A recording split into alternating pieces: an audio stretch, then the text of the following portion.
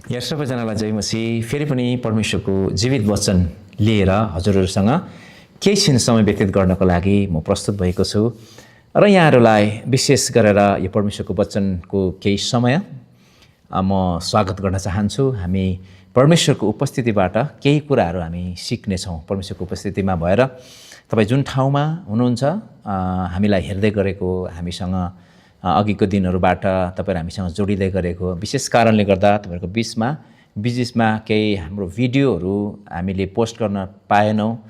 यदि तपाईहरु त्यो कारणले गर्दाखेरि हामीदेखि यो विशेष यो च्यानलदेखि अलिकति सुस्त हुनुभएको छ, यो च्यानलप्रति तपाईहरुले यो च्यानलमा अब परमेश्वरको वचनहरू यसरी रेगुलर नहाल्ने रहेछ क्या भनेर बिर्सिसक्नु भएको छ भने हजुरहरूलाई फेरि पनि यो च्यानलमा हामी स्वागत गर्न चाहन्छौँ। आज परमेश्वरको वचनबाट म तपाईलाई केही कुराहरू प्रस्तुत गर्नको लागि मैले यिर्मया 1:9 र 10 लाई चुनेको छु। तब आफ्नो हात पसारेर परमप्रभुले मेरो मुख छुनुभयो र मलाई भन्नुभयो, अब मैले मेरा वचन तेरो मुखमा हालिदिएको छु। हेर, उखेल्न र भत्काउन, नाश गर्न र भत्ताभुङ्ग पार्न, निर्माण गर्न र रोप्न म आज तँलाई जाति जातिहरू र राज्यहरूमाथि नियुक्त गर्नेछु। यहाँनिर हामीले एउटा केही प्रिन्सिपललाई, एउटा केही सिद्धान्तलाई हामी देख्न सक्छौँ। सबैभन्दा पहिला यहाँनिर परमेश्वरको वचनले के भन्छ भन्दा आफ्नो हात पसारेर परमप्रभुले मेरो मुख छुनुभयो। हाम्रो जीवनमा सबैभन्दा पहिलो चाहिएको कुरा चाहिँ परमेश्वरको छुवाई भन्ने कुराको अर्थ लाग्छ। यदि हाम्रो जीवनमा ड्रास्टिक चेन्ज हुनुपर्छ भने, यदि हाम्रो जीवनमा परमेश्वरले हामीलाई एउटा ठाउँबाट अर्को ठाउँमा शिफ्ट गराउन चाहनुहुन्छ भने, अथवा हाम्रो जीवनमा केही कुरा शक्तिशाली भएको चाहन्छौँ भने हाम्रो जीवनको पहिलो शर्त भनेको परमेश्वरको छुवाई हो। परमेश्वरको छुवाई तपाईको जीवनमा भौतिक रूपमा अनुभूति गर्ने किसिमको हुनुपर्छ भन्ने छैन, तथा त्यो हुनु नराम्रो पनि होइन। तर हाम्रो कहीँ न कहीँ जीवनको कुनै न कुनै हिस्सामा परमेश्वरले हाम्रो जीवनलाई छुएको हुनु जरुरी छ। यहाँनिर यिर्मयाको जीवनको एउटा नयाँ अध्याय सुरु हुँदै गर्दा परमेश्वरले यिर्मयालाई भन्नुभन्दा पहिला उहाँले छुनुभयो भने उहाँले मेरो मुखलाई आफ्नो हातले छुनुभयो। सबैभन्दा पहिलो कुरा छुवाई।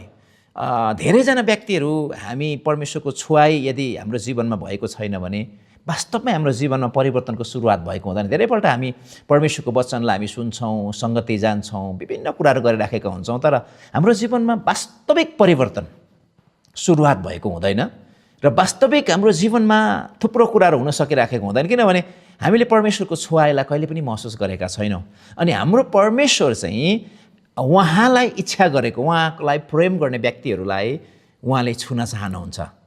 सबैभन्दा पहिलो कुरा उहाँको छुवाई। अनि दोस्रो नम्बरमा बाइबल यसरी भन्छ कि उहाँले भन्नुभयो। दोस्रो नम्बर उहाँको छुवाईदेखि महत्त्वपूर्ण कुरा चाहिँ परमेश्वरले भन्नुभएको शब्दहरू सुन्नु अथवा उहाँको वचन सुन्नु। धेरैपल्ट हामी छुवाईलाई बेसी महत्त्व दिइराखेका हुन्छौँ, तर फेरि वचनलाई कम महत्त्व दिइराखेका हुन्छौँ। उहाँको आवाज सुन्ने कुरालाई धेरै कम महत्त्व दिइराखेका हुन्छौँ। अनि कतिपल्ट चाहिँ उहाँको आवाजलाई सुन्ने कुरालाई चाहिँ महत्त्व दिइराखेका हुन्छौँ र उहाँको छुवाईलाई चाहिँ हामीले महत्त्व दिइराखेका हुँदैनौँ। तर जीवनमा पहिलो नम्बरमा उहाँको छुवाई, अनि त्यस पछाडि उहाँको वचन हाम्रो जीवनमा आउनु जरुरी छ।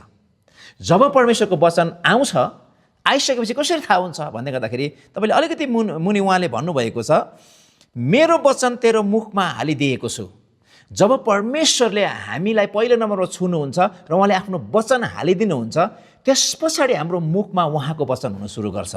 भन्नुको मतलब चाहिँ हामी जुनसुकै परिस्थितिहरूमा, चाहे परिस्थितिलाई सामना गर्नुको लागि होस्, साथीभाइसँग चर्चा विचर्चा गर्नुको लागि हो, प्रचार गर्नुको लागि होस्, शिक्षा दिनको लागि होस्, हाम्रो मुखमा सधैँभरि परमेश्वरको वचन हुन्छ। अनि यदि हाम्रो मुखमा परमेश्वरको वचन भएको छैन भने यो दुईवटा प्रक्रियाबाट हामी अगाडि बढेका हुँदैनौँ। पहिलो नम्बर परमेश्वरको छुवाईबाट, दोस्रो नम्बर उहाँको आवाज सुनाइ कुराबाट। साँचो हृदयले हामीले परमेश्वरको वचनलाई हामीले सुनेका छौँ भने, चाहे तपाईँले मण्डलीमा होस्, चाहे तपाईँले तपाईँको अग्रजहरूले प्रचार गर्दै गरेको कुरा होस्, चाहे कुनै पनि वक्ताहरूले प्रचार गर्दै गरेको कुरा होस्, यदि हाम्रो हृदयमा चाहिँ त्यो कुरा, हाम्रो हृदयको कानले हामीले सुनेका छौँ भने, साँच्चै नै एटेन्सन दिएका छौँ भने, त्यस पछाडिको रिजल्ट के हो त भन्दा सबैभन्दा पहिला हाम्रो मुखमा उहाँको वचन हुनु सुरु गर्छ। अघि धेरैपल्ट हामी हरेकपल्ट हामी सङ्गतिमा आउँछौँ, सङ्गति जान्छौँ, अनि धेरैपल्ट सङ्गति आउने नआउनेमा पनि हाम्रो व्यावहारिक जीवनहरूमा तात्विक रूपमा भिन्नता पनि हामी देख्दैनौँ। अनि धेरैपल्ट हाम्रो जीवनलाई हेरेर सङ्गति जान्दै गर्ने व्यक्तिहरूको जीवनलाई हेरेर सङ्गति नजाने मान्छेहरूलाई निराश हुन्छ। म सङ्गति नजाने मान्छेको बेहोरा बानी आचरण र यो सङ्गति जानेकोमा के फरक छ र अझ त्यो व्यक्तिभन्दा त म असल छु भन्ने किसिमको कुराहरू भइराखेको हुन्छ। वास्तवमा हामी सङ्गतिमा गएर पनि सही तरिकाले परमेश्वरको वचनलाई सुनेका हुँदैनौँ, सही तरिकाले परमेश्वरको वचनलाई अवलम्बन गरेका हुँदैनौँ। र अर्को महत्त्वपूर्ण कुरा के भने हामीले जान्नुपर्ने अर्को महत्त्वपूर्ण कुरा त्यस पछाडिको कुरा के हो भने हामीले अगाडि परमेश्वरको वचनलाई हेऱ्यौँ भनेदेखि चाहिँ उहाँले अर्को एउटा कुरा भन्नुभएको छ, निर्दिष्ट निर्देशन। परमेश्वरको निर्देशन वचन सुन्ने मात्रै होइन, हाम्रो व्यावहारिक जीवनमा त्यो निर्देशन के हो त्यो बुझ्नु जरुरी छ। यहाँनिर हामीले हेऱ्यौँ भनेदेखि के देख्छौँ 10 मा, हेर उखेल्न र भत्ताभुङ्गा पार्न, नाश गर्न र भत्ताभुङ्गा पार्न, अनि उखेल्न र भत्काउन, नाश पार्न र भत्ताभुङ्गा पार्न, अनि निर्माण गर्न र रोप्न आज मैले तँलाई नियुक्त गरेको छु। अनि हाम्रो जीवनमा परमेश्वरले दिनुभएको निर्दिष्ट निर्देशन जान्न एकदमै जरुरी छ हाम्रो जीवनमा। खालि यो मोरल शिक्षाको लागि मात्रै हामी परमेश्वरको वचन सुन्दैनौँ। परमेश्वरको वचनले हाम्रो जीवनमा परमेश्वरले निर्देशन दिनुभएको, गाइड गर्नुभएको निर्दिष्ट हाम्रो आफ्नो व्यक्तिगत जीवनमा हामीले सन्देश पाउनु एकदमै जरुरी छ। हरेक व्यक्ति इन्डिभिजुअल छ र हरेक व्यक्तिलाई परमेश्वरले दिने सन्देशहरू भिन्न भिन्न हुनसक्छ। विशेष रूपमा टास्क हाम्रो जीवनमा उहाँले दिनुभएको कार्यहरू भिन्न हुनसक्छ। अनि यहाँनिर के भन्छ, तर एउटा कुरा प्रिन्सिपल हामीले जान्नुपर्ने कुरा चाहिँ के हो भने यदि हामीले उखेल्न हाम्रो जीवनमा कुनै पनि कुराहरूमा उखेल्न, भत्ताभुङ्गा पार्न, भत्काउन र भत्ताभुङ्गा पार्न पहिलो नम्बरमा हाम्रो कार्य हो। तपाईँ र मैले म एउटा कुरा के भन्न चाहन्छु भने कुनै पनि पुरानो एउटा भवनमा हामीले त्यसलाई नयाँ भवन निर्माण गर्न चाहन्छौँ भने त्यो पुरानोलाई भत्काउन जरुरी छ। अनि हाम्रो जीवनमा एउटा नयाँ जीवनको सुरुवात, एउटा परिवर्तित जीवनको, एउटा आशिषित जीवनको कुराहरूलाई निर्माण गर्न चाहन्छौँ भनेदेखि हामीले हाम्रो जीवनमा असफल पार्ने, हाम्रो जीवनमा पापतर्फ डोर्याउने, हाम्रो जीवनमा विभिन्न किसिमको निराशातर्फ डोर्याउने त्यस्तो केही चिज, केही भग्नाशेष हुन्छ, त्यसलाई हामीले भत्काउन, उखेल्न, भत्ताभुङ्गा पार्न पहिलो नम्बरमा जरुरी छ। यदि यो कुरालाई हामीले गर्न सकेनौँ भने हामीले सही तरिकाले निर्माण गर्न र रोप्न सक्दैनौँ। यो एकदमै महत्त्वपूर्ण कुरा रहेछ। अब धेरैपल्ट हाम्रो जीवनमा, मसी जीवनमा के हुन्छ भन्दै गर्दाखेरि चाहिँ कुनै पनि कुरा नभत्काई हामीले निर्माण गर्न खोजिराखेका हुन्छौँ। अनि हाम्रो जीवनमा हामी परिवर्तन देख्दैनौँ। कतिवटा सेक्टरमा हाम्रो जीवनमा असल कुराहरू पनि देख्छौँ, तर त्यस्तै त्यो असल कुरालाई नै भत्ताभुङ्गा पार्ने गरेको खराब कुराहरू पनि हाम्रो जीवनमा सँगसँगै विद्यमान भइराखेको हुन्छ। किनभनेदेखि पहिलो काम भनेको चाहिँ भत्काउने हो, पहिलो काम भनेको उखेल्ने हो। हाम्रो पुरानो कुराहरूलाई उखेल्न, भत्ताभुङ्गा पार्नको लागि परमेश्वरले हामीलाई पहिलो नम्बर नियुक्त गर्नुभएको छ। परमेश्वरले हाम्रो मुखमा जो परमेश्वरको वचन दिनुभएको छ, त्यो वचन दिनुभएको चाहिँ सबैभन्दा पहिला चाहिँ भत्काउन, उखेल्न, त्यसलाई भत्ताभुङ्गा पार्न, अनि त्यस पछाडि मात्रै निर्माण गर्न र रोप्न हो। र अब यो कसरी सम्भव छ भने सबैभन्दा पहिलो कुरा चाहिँ हामीले रोमीको किताब 8:13 हामी हेऱ्यौँ भने, म भाइलाई रोमी 8:13 फेरि पनि म पढिदिनको लागि म आग्रह गर्न चाहन्छु। रोमी 8:13 के लेखेको छ हामी हेर्नेछौँ। किनकि पापमय स्वभाव अनुसार जिउँदछौ भने तिमीहरू मर्छौ। तर यदि पवित्र आत्माद्वारा शरीरका कार्यहरू तिमीहरूले निर्मूल पार्यौ भने तिमीहरू जिउनेछौ। भन्नुको मतलब चाहिँ यहाँ के हो भन्दै गर्दाखेरि नि पवित्र आत्मा आफैले अथवा परमेश्वर आफैले हाम्रो जो भत्किनुपर्ने चिज हो कि शरीरको कार्यहरू, शरीर स्वभावहरूलाई तिमीहरूले नष्ट पार्यो भने तिमीहरूले जिउनेछौ भनेर बाइबलमा लेखिएको छ। पापमय स्वभाव अनुसार जिरायो भने तिमीहरू मर्छौ। विभिन्न कुराहरूमा हाम्रो विश्वासहरू मरेर जान्छ, हाम्रो चरित्रहरू मरेर जान्छ, अनि धेरै पाप बढ्दै जाँदाखेरि हामी शरीरमा पनि मर्न सक्छौँ विभिन्न तरिकाले। परमेश्वरले होइन, तर पाप आफैले, त्यो पापी स्वभावले मान्छेलाई नष्ट पार्छ। ओके, अब यहाँनिर हामीले भन्ने कुरा चाहिँ के भने पवित्र आत्मा आफैले होइन, पवित्र आत्माद्वारा तिमीहरूले नष्ट पार्यो भने भनेको कुरा हामी देख्छौँ। धेरैपल्ट पवित्र आत्मा हामीले हाम्रो जीवनमा पाएका छौँ। पवित्र आत्मा पाइसके पछाडि इभन धेरैवटा वरदानहरू हो कि तपाईँले हेर्नु, पहिलो कोरिन्थीको मण्डलीमा हेर्नुभयो भने पवित्र आत्माले भरपुर भएको, पवित्र आत्माको दान प्रदान भएको मण्डली थिए, तर पनि उनीहरूको जीवनमा विभिन्न किसिमको पापमय स्वभावहरू थिए। थुप्रो किसिमको पापहरू हामी त्यहाँ देख्छौँ कोरिन्थीको मण्डलीमा।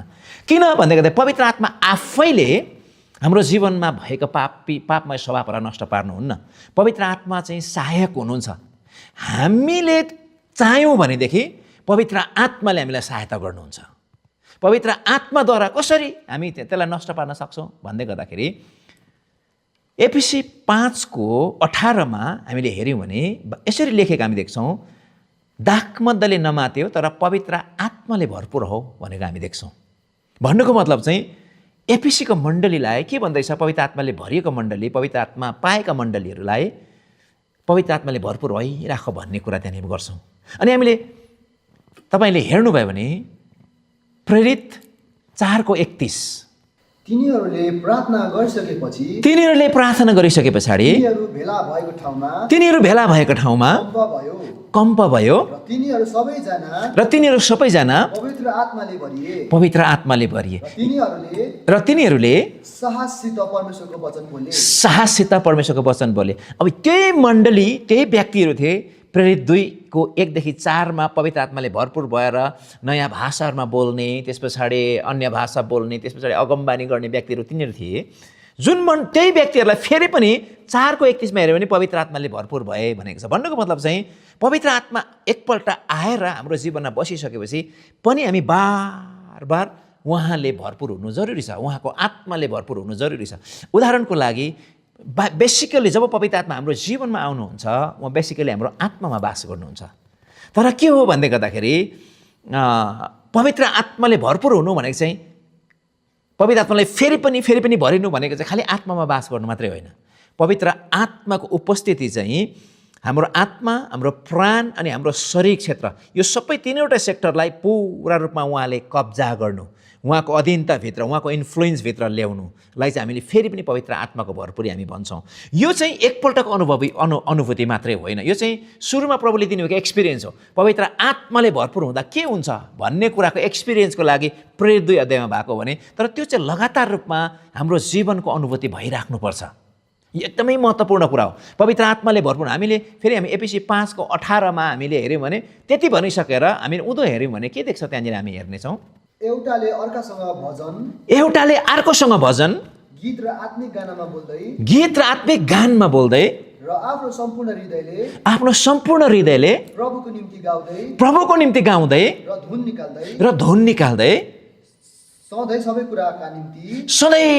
सबै कुराको निम्ति हाम्रो प्रभु येशू ख्रीष्टको नाउँमा परमेश्वर पितालाई धन्यवाद चढाऊ। यो भन्नु खोजेको के हो भन्दाखेरि हामी जब हृदयबाट यो काम गर्छौँ नि, त्यो समयमा हामी भित्र भएको पवित्र आत्मा रमाउनुहुन्छ र बिस्तारै हाम्रो प्राणको सेक्टर, बिस्तारै हाम्रो शरीरको सेक्टरहरूलाई पनि उहाँले कब्जा गर्दै, उहाँले भर्दै लानु। यो चाहिँ कस्तो हो भनेदेखि यो तातोपनको कारणले गर्दाखेरि तल भ्यालीमा कुद्दै गरेको खोलाबाट बाफ उठेर डल्लै डाँडालाई भिजाएको जस्तै, डल्लै डाँडालाई छोपेको जस्तै पवित्र आत्माको उपस्थितिले हाम्रो सम्पूर्णतालाई उहाँले कब्जा गर्नुहुन्छ। यो सेक्टर यस्तो हो, जतिखेर तपाईँले हेर्नुभयो भने, सायद मैले गल्ती गरिनँ भने प्रेरित 7:54 अथवा 55 हामी एकपल्ट हेर्नेछौँ, उहाँ म आग्रह गर्न चाहन्छु। जब तिनीहरूले यी कुरा सुने तब तिनीहरू क्रुद्ध भए र रिसले दारा किट्न लागे। तर तिनले चाहिँ भनेको चाहिँ स्टेफनसले पवित्र आत्माले भरपूर भइकन त्यो समयमा पवित्र आत्माले भरपूर भइकन स्वर्गतिर एक टक लगाएर हेरे र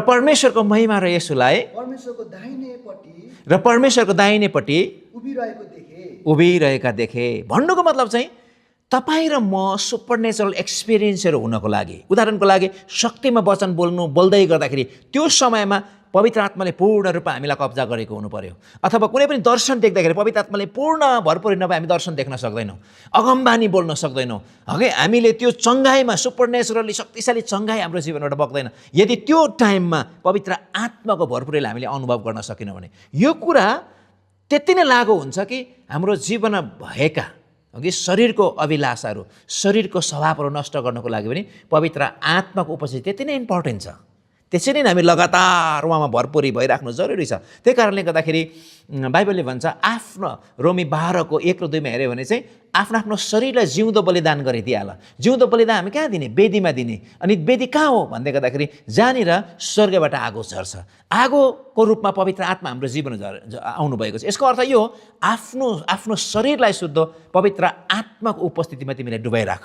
तिम्रो शरीरले अनुभूति गर्न सकिने किसिमको परमेश्वरको अभिषेक जबसम्म, पवित्र आत्माको उपस्थिति जबसम्म तिमीले अनुभव गर्दैन तबसम्म परमेश्वरको उपस्थिति बस, तबसम्म बाइबल पढ, तबसम्म आराधना गर भन्नु खोजेको यो एकदमै महत्त्वपूर्ण कुरा छ। अनि दोस्रो महत्त्वपूर्ण कुरा हामीले कसरी भत्ताभुङ्गा पार्न सक्छौँ भन्ने गर्दा दोस्रो नम्बर चाहिँ आत्माको तरवार, परमेश्वरको वचन हामीले लिनुपर्छ। तपाईँले हेर्नु भने एफिसी 6 को 17 मा मुक्तिको टोप लगाओ, मुक्तिको टोप लगाओ, त्यसको लगतै पछाडि र पवित्र आत्माको तरवार ल्याऊ, र पवित्र आत्माको तरवार ल्याऊ, जो चाहिँ परमेश्वरको वचन हो, जो चाहिँ परमेश्वरको वचन हो। उदाहरणको लागि के हो भनेखेरि हाम्रो जीवनमा पनि अब जब पवित्र आत्माले भरपुर भयो, एकदमै हामीले आत्माको अभिषेक र उपस्थितिलाई थाहा गरिसके पछाडि हाम्रो जीवनले अर्को अनुभूति गर्नुपर्ने चाहिँ के हो? हामीले परमेश्वर पवित्र पवित्र आत्माको तरवार ल्याऊ, उठाओ भने के हो भन्ने गर्दाखेरि चाहिँ बोल, त्यो वचन बोल्नु सुरु गर, स्पिक द वर्ड। तरवार भनेको के हो? किन भन्दै गर्दाखेरि चाहिँ काट्ने, छाट्ने काम गर्छ तरवारले, मार्ने काम गर्छ तरवारले। त्यही कारणले गर्दाखेरि परमेश्वरले जीवन र मृत्युको शक्ति हाम्रो जीवनमा दिनुभएको छ। जुन जीवन र मृत्युको शक्ति किन चाहिँ हाम्रो जीवनमा किन जीवन र मृत्युको दुइटै शक्ति दिनुभयो त भन्दै गर्दाखेरि चाहिँ यस्तो धेरैवटा कुरा छ जसलाई हामीले नाश पार्नुपर्नेछ। इभन हाम्रो जीवनमा, हाम्रो सेवाकाईको सेक्टरहरूमा, अघि हाम्रो वैवाहिक जीवनहरूमा खालि बढाउनु पर्ने कुरा मात्रै छैन, यसलाई नाश पार्ने कुरा पनि थुप्रो छ। हाम्रो जीवनको आचरणहरू होला, हाम्रो जीवनको स्वभावहरू होला, अघि हाम्रो जीवनमा भएको थुप्रो कुराहरूलाई हामीले नाश पार्नुपर्छ।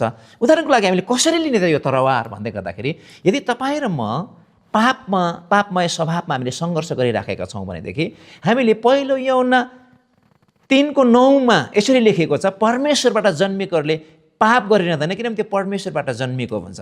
भन्नुको मतलब चाहिँ हामीले यसरी घोषणा गर्नुपर्छ कि म पाप गरिरहन सक्दैन, म परमेश्वरबाट जन्मिएको र म भित्र परमेश्वरको स्वभाव छ भनेर जब हामी बोल्न सुरु गर्छौँ हामीमा भएको पापी स्वभावहरू काटिँदै जान सुरु गर्छ। यदि तपाईँ र म अभावमा स्ट्रगल गरिरहेका छौँ भने फिलिपी 4 को 19 लाई हामीले दाबी गर्ने हो। अघि उहाँले आफ्नो महिमाको सम्पत्ति अनुसार उहाँको हाम्रो सबै खाँचोगारहरू उहाँले तिमीहरूको सबै खाँचोगारहरू पुरा गरिदिनु हुनुहुन्छ भनेको वचनलाई हामी दाबी गर्न सक्छौँ। अघि 2 कोरिन्थी 8 को 9 लाई हामी दाबी गर्न सक्छौँ। यदि हामी रोग र कष्टमा सङ्घर्ष गरिरहेका छौँ भने पहिलो पत्र 2 को 24 लाई हामी घोषणा गर्न सक्छौँ। विभिन्न किसिमको अघि हाम्रै जीवनमा भएको थुप्रो इस्युजहरू छ भने त्यो सबै इस्युजहरूलाई समाधान गर्नको लागि परमेश्वरले तरवार दिनुभएको छ, उहाँको वचन दिनुभएको छ। अनि त्यो चाहिँ हामीले आफैले नष्ट गर्नुपर्ने हुन्छ, आफैले नष्ट गर्नुपर्ने हुन्छ।